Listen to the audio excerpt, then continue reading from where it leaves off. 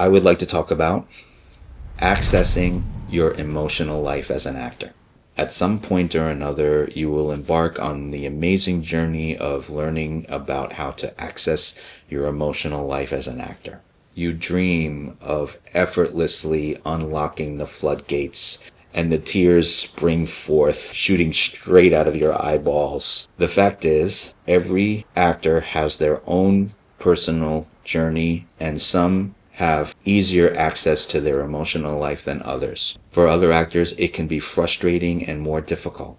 In this video, I would like to explain a practical application of the process and how you as an actor can more easily access this fairly elusive part of the process. Stick around to the end of the video for another book recommendation for more reading on this subject. So the first thing that I'd like to discuss about emotion and acting is that your emotional life is always available to you. The thing that some actors get stuck in is they try to go after the result of the emotion. So this becomes the first challenge to overcome, is how to not chase the emotion. It begins with looking at your emotional life in acting in a different way. In our real lives, we don't go after the emotion. The emotion actually sneaks up on us and surprises us. When actors try to chase the emotion, not only does it look fake, but it also creates all kinds of tension. And when your acting instrument is tense, there's no way that the emotional life can actually flow through you. So it's actually a very delicate process to open yourself up to your emotional life. But the first thing to connect to is how to resist trying to chase the emotion. In the process of acting, finding your way to your deeper emotional life is a combination of relaxation, patience, and concentration. Now, I want to talk about something very important in terms of acting and emotions. As you study and as you're out there exploring different techniques and learning about your emotional life, you must make sure that you always feel like you're in an artful space and that you're safe to explore these parts of yourself in the work. Exploring your emotional life in acting is totally different than exploring your emotional life in your actual real day-to-day existence. Acting is not therapy. Acting can be profoundly therapeutic, but it's important to know the difference. In other words, when you're exploring this stuff in a character or in an acting class or as part of an audition that you're working on or getting ready to go to rehearsal or go on the set, if you have a deep emotional experience artfully, you'll know that you're being artful if you feel the joy of acting at the same time. You're experiencing the joy of creating something. Now, on to the next step.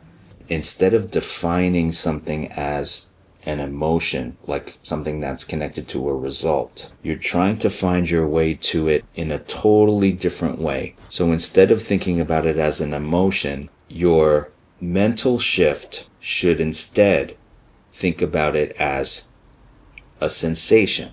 There's an exercise called affective memory, and that goes back to Stanislavski and was also adopted in the US by Lee Strasberg at the Actors Studio. The exercise helps the actor open up to the emotional life, not by going after the result of the emotion, but instead connecting the actor to a sensation using their five senses.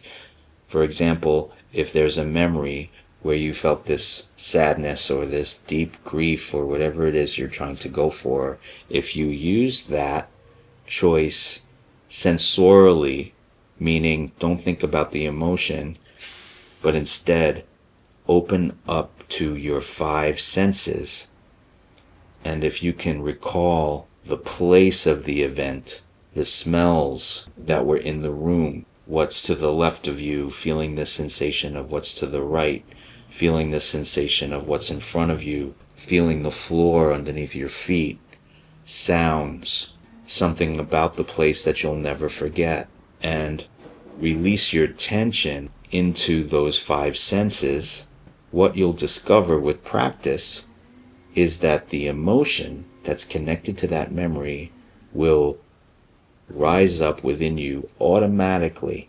It's like a surprise. It's like a little present. It's like opening up a backdoor entrance into your emotional life. It takes practice and it takes concentration. So here's my book recommendation. I still have this book on my shelf. When I was beginning to study acting in New York City, I came across this book. It's called On Method Acting by Edward Dwight Easty. I love returning to this book often as a refresher. So in conclusion, every actor must find their own path in regards to exploring their emotional life. Also, never forget your responsibility to the character. It's not just about truthful emotion. The actor must honor the given circumstances and the character and allow the imaginary world to transform their raw material into art. If you enjoyed this video, please give it a like and consider subscribing for more videos like this one. Click on the description below for links to our website as well as our free weekly newsletter. Thanks for watching, and see you on the next one.